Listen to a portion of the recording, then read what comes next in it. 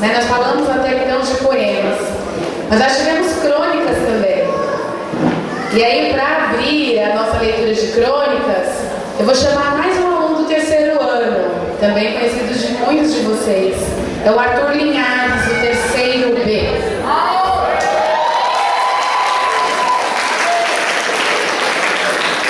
Deixa eu só contar duas coisas antes. Primeiro, Jefferson, parabéns, Jefferson. Se superou hoje, porque o instrumento dele quebrou hoje, né, Jefferson? Ele veio correndo para a escola, consertou, deu um jeito. E mesmo assim, mesmo com o instrumento, né, com, eu não sei o termo técnico que ele me explicou, mas eu não vou lembrar, ele conseguiu consertar e está aqui. Obrigada, Jefferson. E o Arthur Linhares, você vai ler duas crônicas, não é isso, Arthur? O Arthur, ele concorreu para o sarau com uma crônica. Mas aí ontem ele correndo atrás de mim, professora, por favor, leia essa crônica. Está muito melhor que a outra. Eu falei, então lê as duas.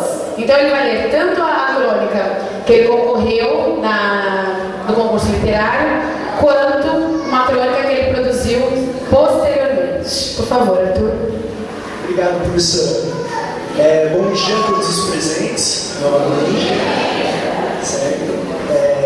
Nosso tema é intervenção na arte como intervenção social, né?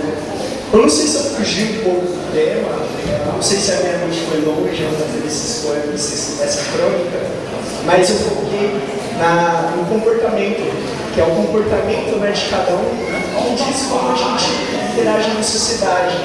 Então, eu acho que a arte é um dos meios que mais influenciam o nosso comportamento para a gente viver melhor, né, na sociedade. A primeira crônica que eu vou ler vai ser a que não está concorrendo, que é a nova que eu criei recente. O nome dela é Como Seria. Espero que gostem. Após um dia cansativo de trabalho, estou voltando para casa. Pego o metrô em pleno horário de pico. Geralmente ponho os fones de ouvido e faço o trajeto de casa pensando no que fiz ao longo do dia.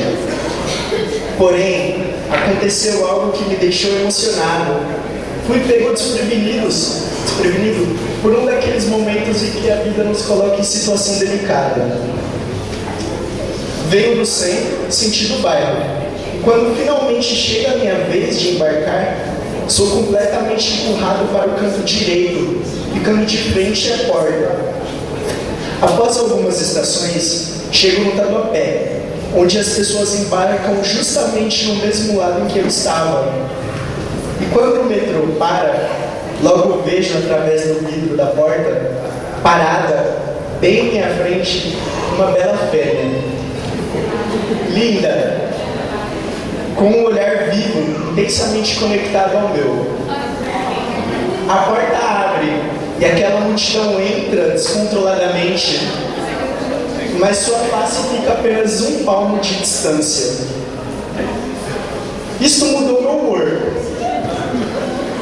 E pela primeira vez senti enorme felicidade em estar bem naquele momento, e naquele lugar e naquele momento. Seria o metrô em horário de pico. Nosso olhar não se desviou um segundo.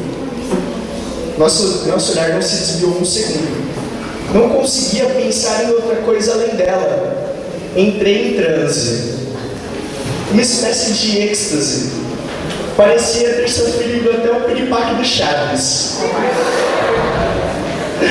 Aquilo que para mim foi uma questão de momento, na verdade durou 10 minutos. Logo percebo que chegamos ao local de destino dela. Vejo seu movimento ao sair e não resisto. Decido ir atrás. A exatos 3 passos após ter saído do metrô, eu a alcanço. Seguro em seu braço, ela se vira. Eu tento dizer algo, mas não sai nenhuma palavra, pois minha atenção fixa-se completamente ao olhar dela, transmitindo todos os meus desejos. E em questão de segundos, ela abre um sorriso e diz: não precisa dizer nada, apenas vem comigo.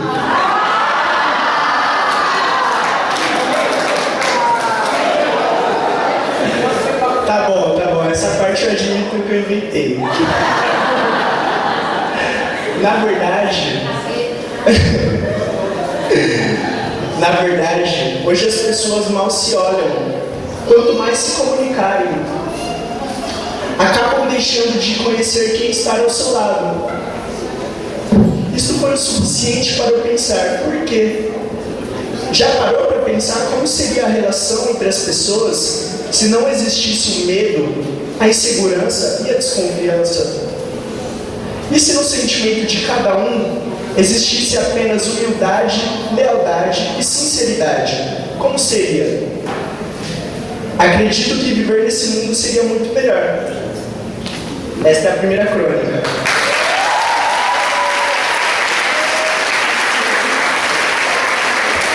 Obrigado. Dando sequência aqui. Fugiu do tema? Não? Pode continuar? Beleza.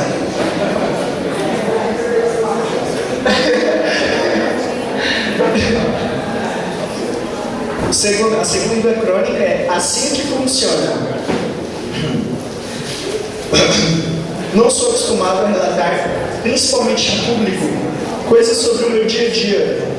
Porém, hoje aconteceu algo que realmente intrigou-me, ao ponto de fazer parar e refletir um pouco sobre a sociedade. Bem, meu nome é José, mas conhecido como Zezão, pois tenho 2 metros de altura. Minha idade não importa, afinal penso que mais vale um velho ativo e crítico sobre as falhas desse sistema capitalista do que uma pessoa jovem e alienada.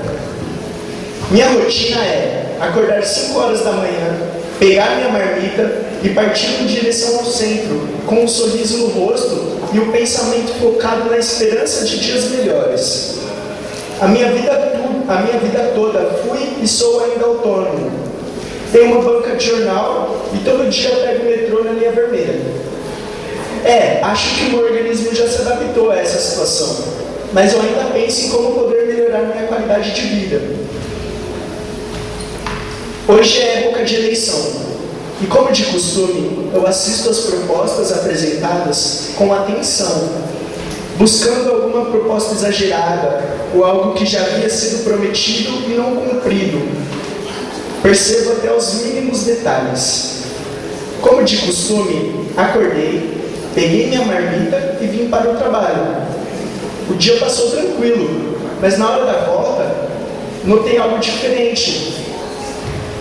Em plenas 6 horas, na estação da Sé, sentido bairro, uma pessoa em meio àquela multidão me chamou a atenção.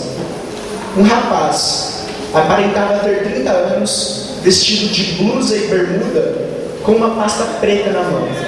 Estava em minha frente, um tanto quanto nervoso, pois não parava quieto, olhando de um lado para o outro, sem entender direito o que estava se passando naquele ambiente.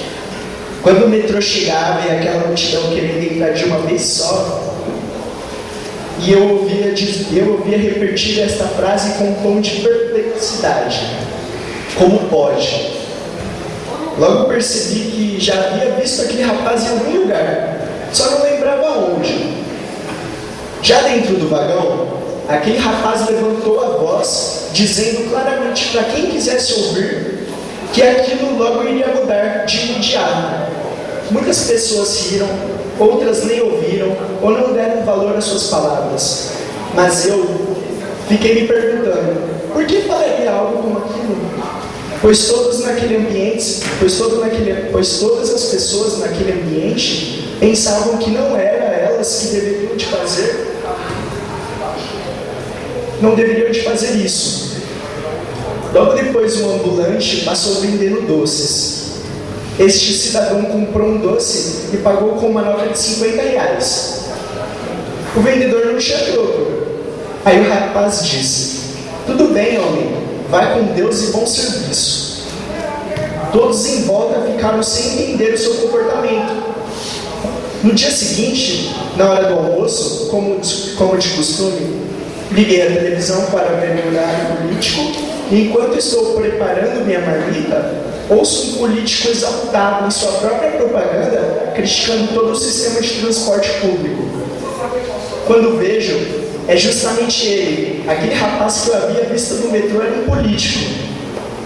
Mas que político decidiria passear sozinho de metrô às 6 horas na Sé? Fiquei e ainda estou com essa dúvida, mas já nem ligo. Prefiro acreditar que ainda existem pessoas, independente da classe social, que buscam ajudar o próximo.